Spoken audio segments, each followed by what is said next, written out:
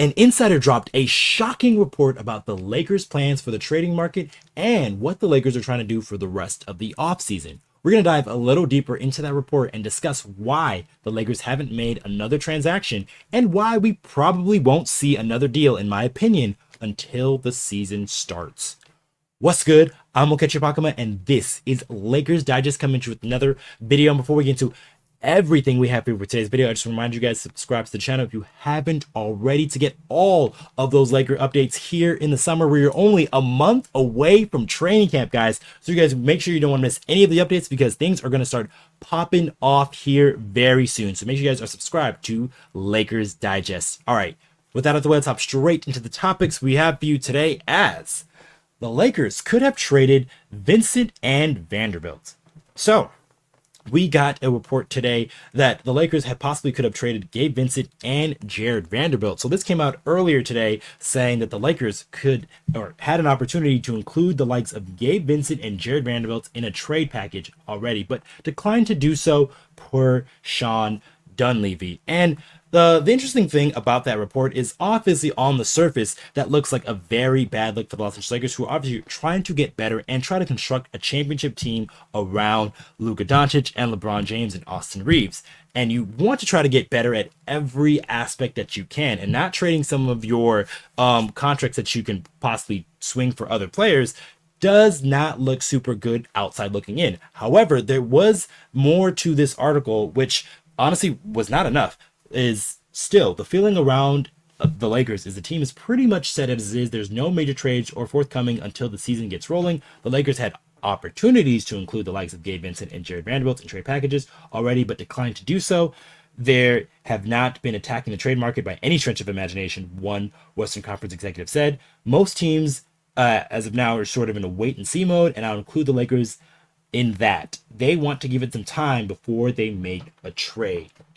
Now, that's some of the rationale behind why the Lakers haven't made a trade. But this Western Conference executive is kind of talking about how the Lakers haven't really tried to make a deal for Jared Vanderbilt or Gabe Vincent. And I think there's something really being left out here, and that is really what they were being traded for. So if the Lakers were going to look to trade Gabe Vincent and Jared Vanderbilt, you would want to get better, or you want to try to get another player that kind of fits your team and fits your needs more regularly on the roster. But those two guys kind of add something that none of the players on the Laker roster, with the exception of Marcus Smart, really provide, and that is defense and defensive intensity at that end. If you trade those players, you're going to hope to get either somebody who is just as good or probably even better. And if the Lakers didn't really see an outlet for that, then why would a trade kind of come to fruition? So that gets me to my next point here, and really the big reasoning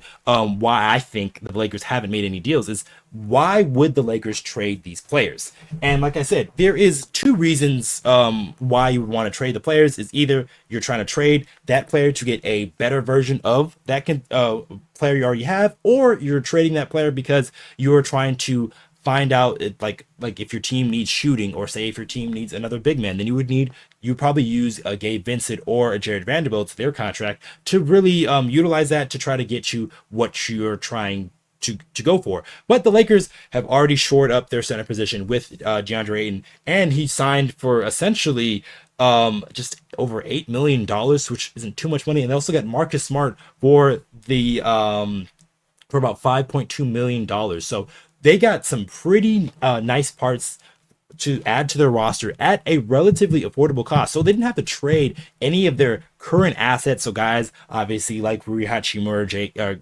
Gabe Vincent, Jared Vanderbilt, Maxi Kleber, none of those guys had to be traded for the Lakers to upgrade their roster, which is something that you look to do if you are in the front office and you're trying to make smart moves without really trying to move too much money around, which I think that was a good plan for the Los Angeles Lakers. And it's also part of the reason why we don't see any trades really coming to fruition, because I don't believe that there is much of a trade market for some of those guys. And some of that was already reported earlier. This is from Johan Buha from earlier in the year, and he said if there was a Vando deal, the Lakers are going to have to attach a first. The Athletics' Johan Buha said on Sunday night's podcast. The separate of whatever the player's worth, there's a perception that Vando it's what he is in the playoffs, the contact, injury history. So I'd say two things can be true. I think the Lakers and what they need, he has a lot of value, and that's a tough contract, I think, to trade. But from a league-wide perspective, I don't think teams are gnawing at themselves to try to get Vanderbilt. He's probably a guy the Lakers ride out, or at least for the rest of the season, or explore in the offseason, depending on how things go. So this was back earlier in February about Jared Vanderbilt's sort of trade and draft capital there. And it was saying at that point that Jared Vanderbilt had a negative contract, and it didn't really improve much during the season because he didn't really contribute too much to the Los Angeles Lakers and what they were trying to do. So his value didn't really grow too much. And the same can be said for Gabe Vincent as well, because he was just middle pack, just an okay guard off the bench. He had a lot of trust, obviously, with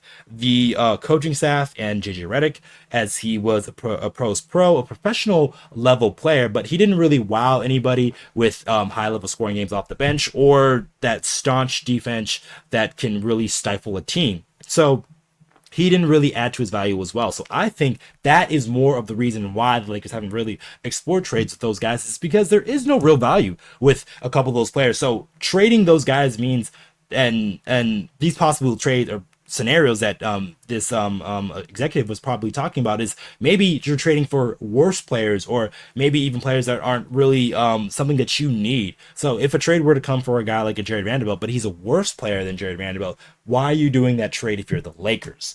That is why I see that the Lakers aren't probably going to make a deal here at this point in time, because those guys cannot gain value at this point. In these next couple of months, Jared Vanderbilt or Gabe Vincent or Maxi Kleber, if you want to throw his name in there too, isn't really going to be more valuable than they would be in a couple months from now or at this point right now, because they're not playing basketball on on a professional setting or in any settings whatsoever. They're just obviously working out, coming back from injury in Maxi Kleber's case, or just working on their craft like Jared Vanderbilt has been doing these couple of videos that he's been posting to his social media. So that is, I think, what's happening with the Lakers and why they haven't made any trades whatsoever. It's because there really isn't any value for them, and there is a possibility that these guys can still add value to the Los Angeles Lakers. And like I said, because they guys like Gabe Vincent and Jared Vanderbilt do something that most of the Laker players, with the exception of Marcus Smart, don't do on the roster, and they come with a defensive intensity, and they really come out and get after it on the perimeter, which is not a lot of guys on this roster can do that. So that is a reason why I think they're still on this Laker roster team, and will stay on this Laker roster team once that season gets going in late October. But let us know in the comments if you think otherwise. Do you think the Lakers should try to trade Gabe Vincent or a Jared Vanderbilt or Maxi Kleber? Or do you think the Lakers don't really have any true value in trading those guys, so might as well start the season with them and see what you can get? So let us know in the comments down below. And just one more thing for us, guys. There is still 79% of you who have recently watched our videos and are not subscribed to the channel just yet. And if you guys want more of that Laker news, Laker updates, trade rumors, game recaps, just every and all things LA Lakers, you guys can come right here to Lakers Digest so you don't miss any of that action. All right, I've been your host, Okechi Apakama, and I'll catch you guys on the next one.